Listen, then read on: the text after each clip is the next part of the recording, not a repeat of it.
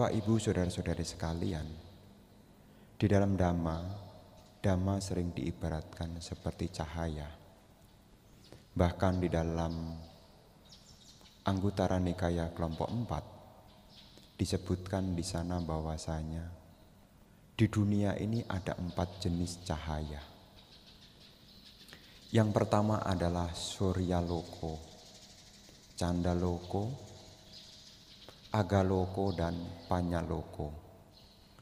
Suryaloko artinya cahaya matahari, Candaloko artinya cahaya rembulan, Agaloko artinya cahaya dari api, dan Panyaloko adalah cahaya kebijaksanaan. Di sana Sang Buddha menyebutkan dari 4 jenis macam cahaya ini, cahaya kebijaksanaanlah yang disebut yang terunggul. Mengapa? Karena cahaya kebijaksanaan inilah yang membantu kehidupan kita, yang lebih unggul. Memang dengan adanya rembulan, adanya matahari, itu membantu kita supaya kita tahu ada siang, ada malam. Kita taunya dari rembulan dan matahari. Karena kalau muncul matahari, itu tandanya siang hari. Kalau muncul rembulan, tandanya malam hari. Maka rembulan dan matahari tidak pernah bareng-bareng. Kita butuh matahari dan rembulan untuk menghitung waktu juga. 1 hari ketahuannya juga dari rembulan dan matahari. 1 minggu, 2 minggu, 1 bulan dipakai untuk penanggalan. Begitu pula api, kita semua juga butuh api. Untuk masak pakai api.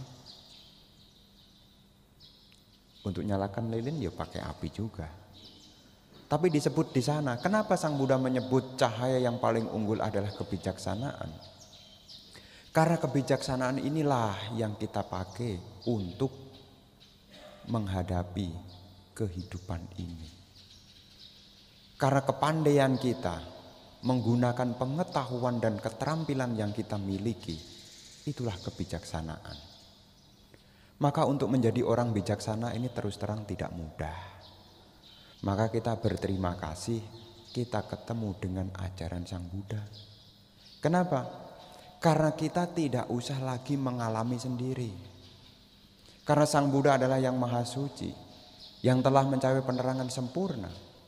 Beliau menuntun jalan menuju akhir penderitaan, sempurna pengetahuan serta tindak tanduk, guru para dewa dan manusia yang sadar, yang patut dimuliakan.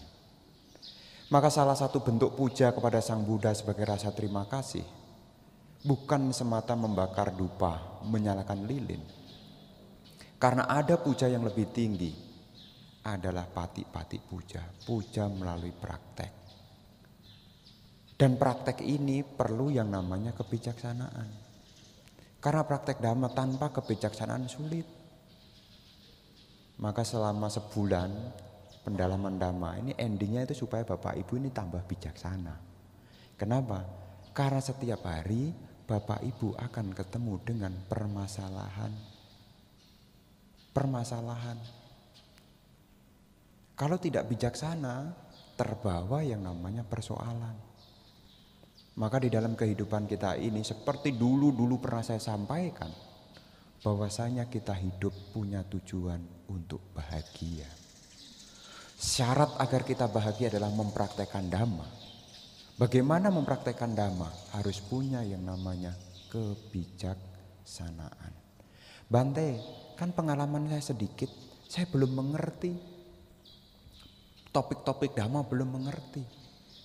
Dulu ada kisah yang mengingatkan kita betapa bergunanya sebuah pengetahuan. Itu diibaratkan seperti orang buta yang membawa lentera di malam hari. Orang pada ngomong, untuk apa engkau membawa lentera sedangkan engkau tidak melihat? Jalanan gelap, engkau tidak tahu. Tapi kenapa engkau membawa tongkat dan membawa lentera? Apa jawabnya orang buta itu?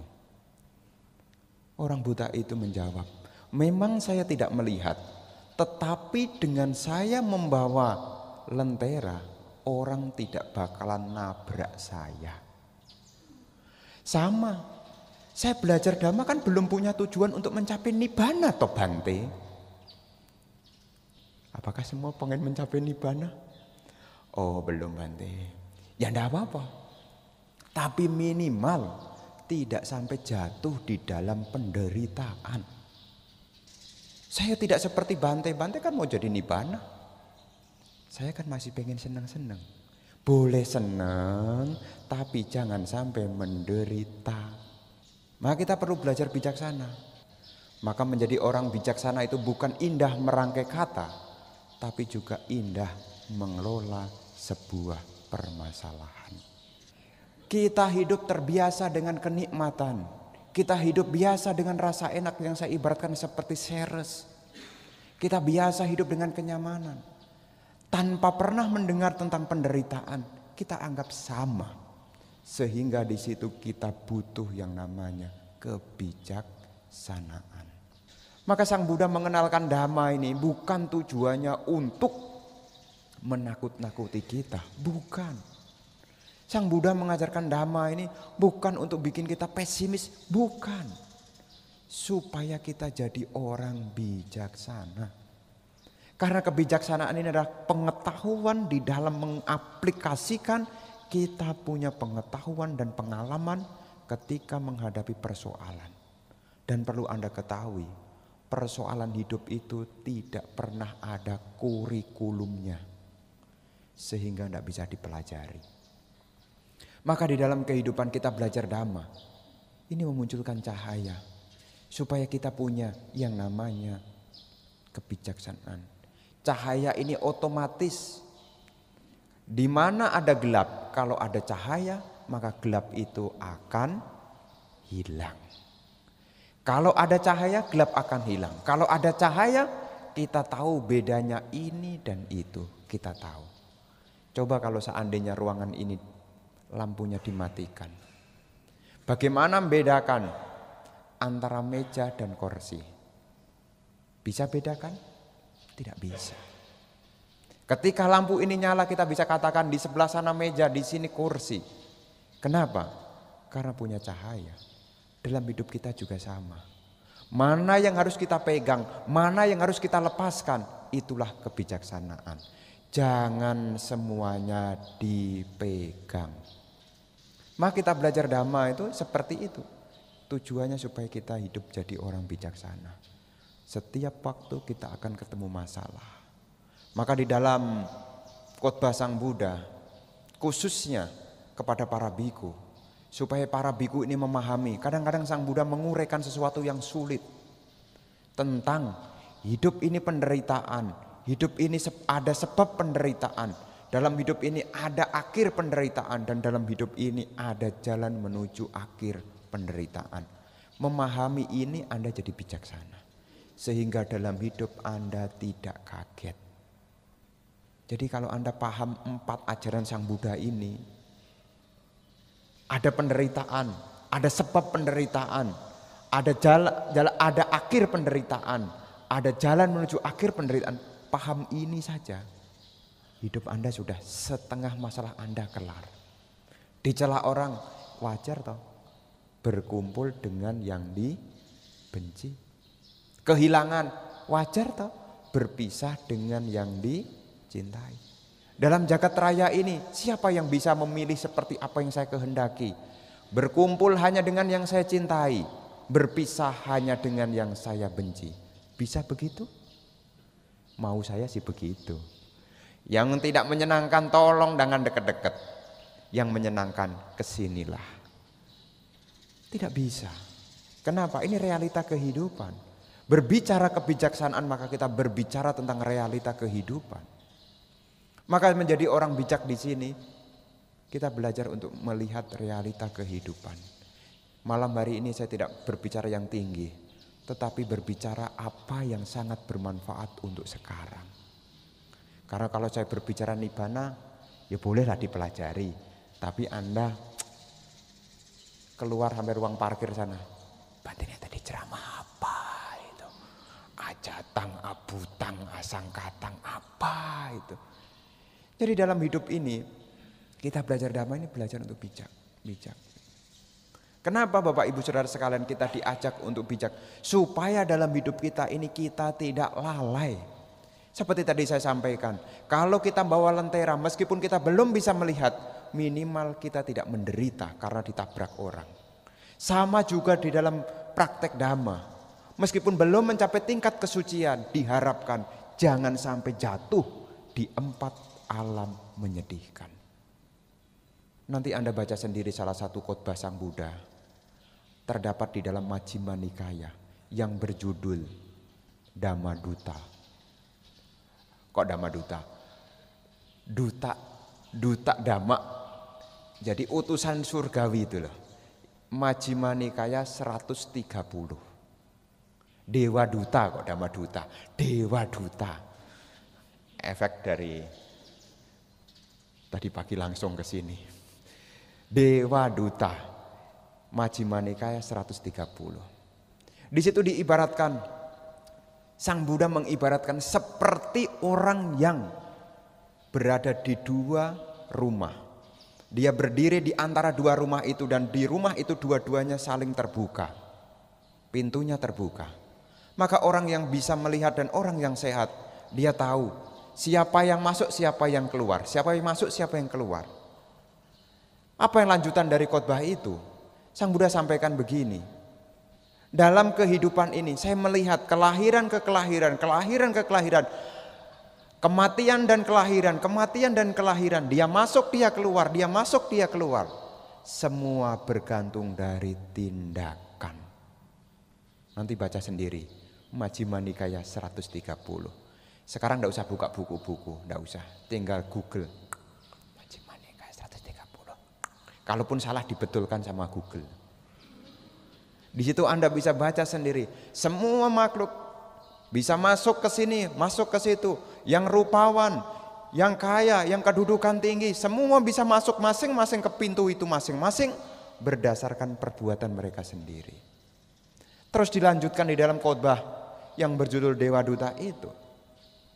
Oh para biku, ada seseorang yang selama hidupnya dia berpandangan benar. Dia mengisi pikiran, ucapan, perbuatan dengan hal yang baik. Dia berbakti kepada ayahnya, dia berbakti kepada ibunya. Dia menyokong orang yang tidak mampu. Setelah mereka meninggal, mereka lahir di alam surga, ada juga sebagian di alam manusia. Tetapi para biku, saya melihat ada juga manusia yang berpandangan salah. Dia tidak mengisi pikirannya dengan baik. Dia tidak mengisi ucapannya dengan baik. Dia tidak mengisi perbuatannya dengan baik. Dia punya ayah dan punya ibu. Dia tidak berbakti sama ayah dan ibu. Di antara mereka ada yang jatuh di alam binatang. Ada yang jatuh di alam neraka. Ada yang jatuh di alam peta. Bukan karena ayah mereka yang menyebabkan dia menderita. Bukan karena ibu mereka yang bikin mereka menderita. Bukan karena saudaranya yang bikin mereka menderita. Yang bikin mereka menderita adalah diri mereka sendiri. Kenapa kok diri mereka sendiri? Karena tidak punya kebijaksanaan. Maka sangat bahaya sekali kalau sampai kita hidup lalai. Sehingga tidak tahu melakukan tindakan-tindakan yang berjasa. Karena ada orang berkata begini, hidup kan cuma sekali. Ini pandangan salah. Waktu dulu saya membaca 31 alam kehidupan, saya heran. Penyebab orang lahir di neraka itu ditulis karena pandangan salah. Saya mikir, masuk gara-gara pandangan salah kok orang bisa ke neraka? Dulu baca sutanya belum lengkap. Dulu. Setelah saya terbaca-baca, oh ternyata kalau seseorang pandangannya salah, maka pikirnya jadi salah, maka ucapannya jadi salah, maka perbuatannya jadi salah, maka pelanggaran-pelanggaran sila terjadi. Menjadi bibit ke alam menyedihkan. Kemudian di dalam khotbah itu dilanjutkan, supaya Anda tahu. Di dalam khotbah itu dilanjutkan. Kemudian karena ada orang yang tidak melakukan kebajikan, Ada ladang berjasa dia tidak gunakan, ayah ibunya ditelantarkan, dia tidak merawat dengan sebaik-baiknya. Ada orang yang patut dihormati, dia tidak hormati. Maka dia lahir ke alam neraka. Kemudian penjaga neraka mengambilnya. Saya baru ketemu, ternyata di Majjhima Nikaya itu ada cerita tentang Gyam Loong. Saya baru tahu Raja Yama ternyata ada di situ. Apakah ini benar-benar ada atau hanya pengilustrasian? Tapi ada tulisannya di situ. Raja Yama. Manusia yang lahir di alam neraka ini dipegang kedua tangannya oleh penjaga neraka. Kemudian menghadap kepada Raja Yama. Raja Yama itu raja kematian. Dalam masyarakat itu Gyam Loong. Kemudian ditanya, "Oh anak muda, kenapa engkau bisa ke sini?" Diam dia. "Apakah engkau tidak pernah mendengar ada utusan dewa yang pertama?" "Apa utusan dewa yang pertama?" "Apakah engkau tidak pernah melihat bayi kecil yang baru lahir? Yang masih lemah, yang tidur bersama kotoran dan air seninya?" "Oh, melihat Tuan." "Kenapa waktu kamu lahir seperti itu, kenapa kamu tidak mengisi waktu hidup kamu dengan kebajikan?" Apa jawabnya pemuda itu? "Saya tidak mampu karena saya lalai. Utusan dewa yang pertama hilang." Kemudian Raja Yama itu bertanya, "Apakah engkau tidak pernah mendengar, tidak pernah melihat utusan dewa yang kedua?" Apalagi utusan dewa yang kedua ini? Usia tua. Pernahkah engkau melihat seseorang yang jalan terhuyung-huyung? Yang rambutnya memutih, yang giginya sudah tanggal, jalannya membungkuk? Lihat. Apakah engkau tidak tahu kalau engkau akan tua? Tahu. Tapi sebelum tua, mengapa engkau tidak mengisi dengan hal-hal yang baik? Apa jawabnya? Tidak mampu dan lalai. Ini utusan kedua dari alam surga lewat. Utusan dari alam surga yang ketiga, penyakit. Ini utusan dari alam dewa. "Oh pemuda, apakah engkau di kala muda hidup tidak pernah melihat orang yang sakit? Yang merintih karena kesakitan?" Apa jawabnya? Melihat. "Tidakkah engkau sadar kalau engkau akan sakit juga?" Tahu. Tapi kenapa engkau tidak melakukan kebajikan melalui pikiran, ucapan dan perbuatan? Apa jawabnya? Tidak mampu dan lalai. Utusan dewa yang ketiga tidak kelihatan. Yang keempat, utusan dewa yang keempat adalah kematian. Mungkin Bapak Ibu sudah pada melihat utusan dewa ini ya. Bayi sudah pernah lihat, tua, di belakang, sakit, di rumah sakit. Utusan yang keempat adalah kematian. Kemudian Raja Yama itu bertanya, "Oh pemuda, apakah engkau tidak pernah melihat orang yang mengalami kematian, yang digotong, yang kemudian dikremasikan?" Pernah melihat. "Apakah engkau tidak sadar kalau engkau akan mengalami kematian?" Sadar. Tapi kenapa engkau tidak mengisi waktu hidupmu dengan kebajikan melalui pikiran, ucapan dan perbuatan? Jawabannya apa? Lalai dan tidak mampu. Hidup kita ini sangat singkat Bapak Ibu. Jangan sampai tidak mampu dan lalai. Kenapa saya cerita ini? Supaya nanti kalau di antara Anda ada yang lalai kemudian ketemu Dewa Yama. Oh saya tidak pernah dengar kok, Bante tidak pernah ceramah tentang ini kok. Ini utusan dewa sudah disampaikan. Maka seseorang yang ingat 4 ini, dia bisa lahir ke alam surga. Pertanda alam surga, utusan dewa sudah datang. Dan alam surgawi itu sangat menyenangkan. Memang di Uraian Sutta pun juga ceritanya sama. Maka jangan sampai kita sudah mengenal Dhamma, kemudian kita tidak mampu karena kelalaian kita. Karena kalau sudah ending, sudah lalai, tidak bisa kembali. Maka di sini kita perlu cahaya kebijaksanaan. Semua makhluk bergantung dari tindakan masing-masing. Kita bisa begini, bisa begitu. Boleh sekarang.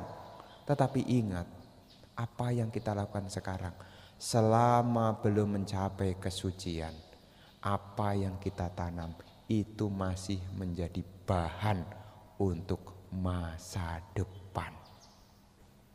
Orang termotivasi yang kedua karena punya masa depan. Maka jangan sampai kita-kita yang termotivasi karena masalah. Kita-kita punya masa depan. Apa masa depannya?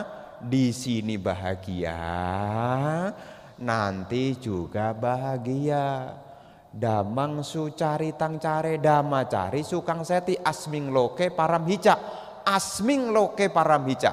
Bahagia di dunia ini, bahagia di dunia berikutnya. Berikutnya kapan Bante? Ya besok, ya minggu depan, ya tahun depan, ya kelahiran akan datang juga.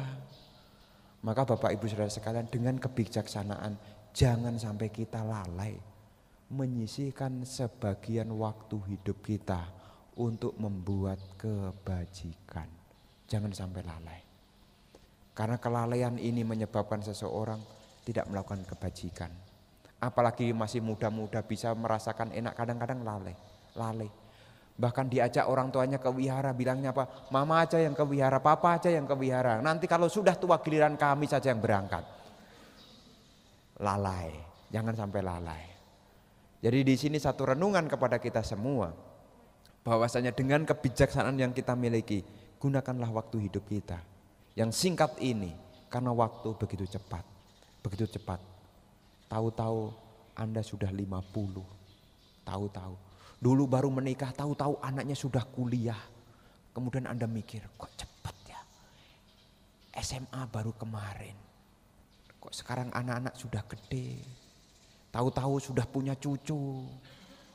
Tahu-tahu sudah 60. Tahu-tahu kalau urusan lahir kembali pada enggak tahu. Tapi minimal sebelum itu terjadi, gunakan waktu hidup kita dengan sebaik-baiknya. Itulah orang yang bijaksana. Nanti punya masalah, belajarlah. Jangan sampai kita menggunakan waktu tanpa banyak belajar. Apapun pelajarilah. Karena kebijaksanaan itu adalah kumpulan dari pengalaman dan pengetahuan. Dengan punya pengetahuan, punya pengalaman, mengkolaborasikan. Sehingga di dalam kehidupan Anda tidak ada sebuah permasalahan. Di sini bahagia, nanti bahagia. Terima kasih atas perhatiannya. Semoga Anda berbahagia, semoga semua makhluk berbahagia.